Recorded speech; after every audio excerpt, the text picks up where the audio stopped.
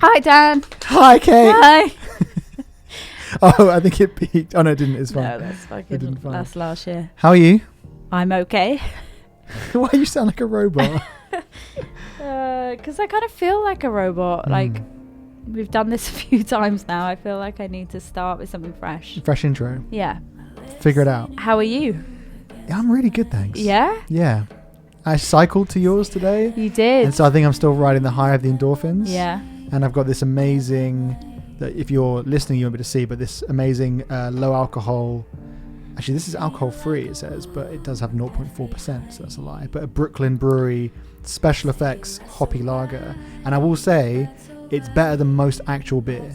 Wow, that is saying something. And this is a great fact. It's got nothing to do with music. I actually heard that they brewed this beer not with the intention of it being alcohol free, and it just wound up that it had fuck all alcohol in it. But it's just a phenomenally good beer they made. Wow. Just so happens to be alcohol free. That would sell me the product, to be fair. That might be made up, actually. I don't know how legit that is, but I read it on a package, but it's not on the bottle, so I don't know where I read it. But right. I want love. Like I. Give my love. How many times can we say love? I know. In all our songs. Do you know what? We should tally that up. How many times we say love? Oh, do we want to go down that road? No, that's self-deprecating. We wouldn't do that. Yeah. Like, how terrible songwriters are we? We have to shove love in there. Yeah. You actually brought this song to us. Mm-hmm. You came up with that piano riff, and I remember just being like, "Holy shit!" I had a whole wanna write song. to that. That's a complete lie. I had a chunk of a song called Hotel Blues, and I sat on it for a while thinking I was going to do something with it. Like all the songs I have that I've never done anything with, and then was like, I should just send it to you just in case you get excited, because I really like the melody on the piano. And you were like, yeah, that is the song. Like, you're singing something else over it. Don't stress about that. That is the melody. Sing the melody. And I was like, that's really cool. Yeah. Like absolute gold. I love it so much. Yeah. I don't actually remember writing it, but I do remember it being very quick, I think. Yeah, I got a feeling it really... I mean, the song doesn't really change that much, as in... I love how you laughed at that. It's just like all of our songs. I got told I write simple songs once, and now I just can't. You did get I can't unhear it. So every song I'm like, am I writing for children? Yeah. What's it about? Tell us what it's about. So I Want Love is about wanting...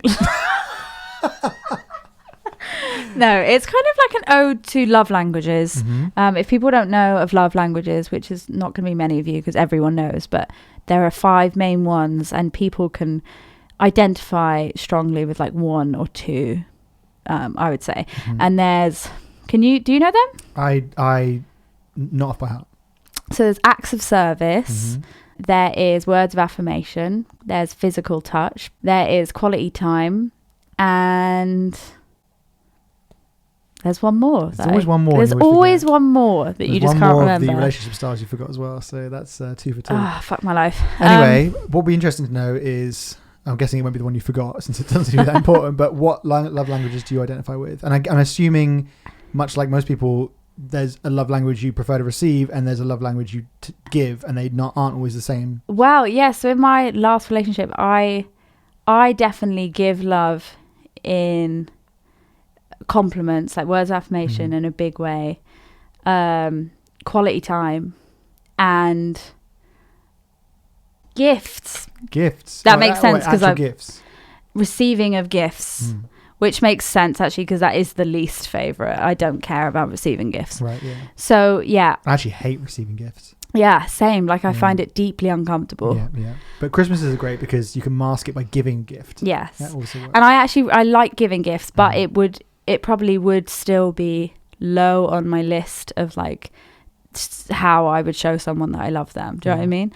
I personally give love in the way that I want to receive it. I don't know about you. I actually don't know because I thought my love language was physical touch, but I don't actually know if it is. Okay. So I actually don't know where I sit with it all. I'm in a weird grey area where a lot of them kind of apply to me, but I don't really gravitate towards one specifically. Yeah. I'm sure I do if I maybe looked a bit deeper, but I don't seem to instantly go, it's that one, because I do tend to do a bit of them all. I think that's what was so, and where more meaning for this song came from for me was that in my last relationship, comically, my like main 2/3 were the total opposites of my ex's, Mm-hmm. and his was very much like gifts and something else. Right. And so it was very much like a learning curve of like, okay, how can I make you feel most loved, and how can you help me feel more loved, because we're very opposite in that way. Yeah. And I think everyone can kind of relate to that in any area of your life, like even friendships. You can, you know, like birthdays are always a big one. You can always like go full out and like give them the kind of like celebration that you would love, and then when it comes to your birthday, they give it to you in their own beautiful way. Yeah.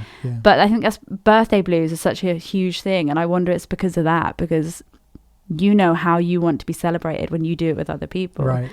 and you're probably actually celebrating them in the way you think you. So it's an interesting way where and that might be them being like, I don't actually like to be celebrated. Exactly, and so you can, Yeah. and obviously that's the beauty of like deep friendships, is eventually everyone knows exactly how you like to be celebrated. But you know, people could get you a gift of like, I don't know, something that you're like, there's so much thought behind it. But it doesn't necessarily, like, because you're not a gift person, you're like, doesn't, so, you know, so there's just so many. Yeah. And I think that's such in much of life, right, you're best not to judge people by your standards, but it's interesting when it comes to relationships and love, you kind of have to, because that is such an unspoken connection that if you're on opposites, if you're like, what do I think, resisting each other in that way, that's never going to work. Right? Or at least it would be tricky. It would be a constant battle. So it's just interesting that it's the one thing in life where you can't really compromise on that. There has to be some sort of, or if there's a compromise, it has to be a mutual compromise. Yeah. And you know, we've all been examples where that's not really worked. And this song is that really, it's like the realization, right, of like, I think I'm not getting the love how I'm giving it, like, and I deserve like I'm not it. getting my needs met. And I think that's why we made sure about that last line, like, you want love like you give your love, that kind of realization of like, actually we're different people, and if we can't come together and be open and conscious about the way that we love each other, then this is never going to work, because we're very different people, you know. No, it was interesting. It was recording it was interesting, as always is with our songs, going to a producer and saying like, here's a song, here's how we play it, and they're like, okay, I've got some ideas for this.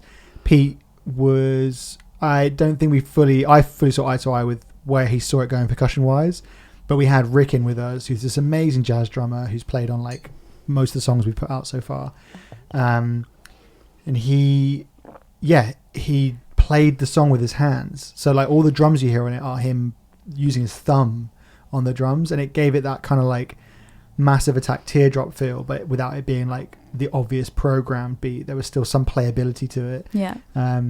And like, to be fair, like, it is a version of the song, and I think it's a really cool version to have, like, where it has that playability. There's a lot of us playing on there. I kind of like that about recording, though, because you do go into it with an idea, whether you think you have an idea or not, you do. And whatever comes out, sometimes you can be absolutely like way above expectation, love it so much, and sometimes it can be just underneath, but I still love it because it's very much a moment in time, like, and it will always, that's how the song will be, that everyone will hear it, but we will always have that kind of demo version for us. We'll always have the version when we were writing it and singing it together, like it still exists in those other ways, just that's how it's presented, you know. Agreed. And actually that's why I kind of love that we went and did the live version at Middle Farm as well, which we've just put out for anyone who's not seen it, and we had our friend Martin Luke Brown play, and we had this kind of like dual piano thing happening, and he's done one of the most favorite moments in a song where he did this kind of piano solo, and I did some sort of version of that, a much basic version on the actual recording, but what he embellished and did, I'm imagining playing it. I've been trying to learn it as well, actually. I'm close. I think I prefer that version, you know. Yeah, me too. I think that's kind of how the song really works, is when it's like people just kind of like playing it together in a moment. Yeah. Because it is a song about like deep and meaningful connections, and when it's broken up into a recording process, I think maybe it loses some of that energy. Yeah. But it's nice to have both. I think one serves as a very like soft and like listenable version, and the other one's a bit more of a like slightly more excited live version. Yeah, I agree. I love them both. And there was actually a version beforehand, wasn't there? Like before we recorded this full-on like drum version, we did kind of try to go down the other route of doing a much more like chill piano version. I feel like actually before I suggested even putting drums back in it, you're right, there was a version that we had, like maybe there's some synth on it or something. Yeah, it was like some really crazy bass stuff as well, I think. Yeah, it was like quite washy and quite like it was pretty cool, but it was very like ethereal, and like because the song's quite slow, I don't think it was really like, it didn't match, did it? It didn't. It sort of just mushed into nothing. Yeah. And I think the song needed some kind of like statement moments in it, so it needed like some sections, it needed some percussion, it needed something to say, here we are at this moment. It's an interesting song. It is one of those ones you write and you maybe dream up all the different ways it can go, and it's one of those songs that really took its own path. Yeah. Which, like you said, is kind of the burden and the blessing of recording, I guess. I agree. And collaborating in with producers and studios and stuff. And we got our first Apple Music playlist with this song, which is banging.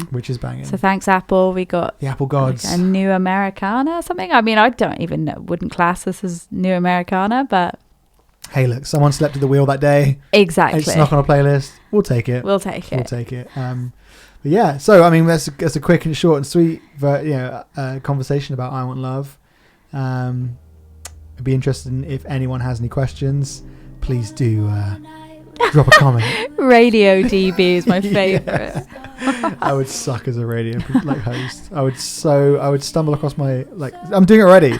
Stumble upon my words all the time.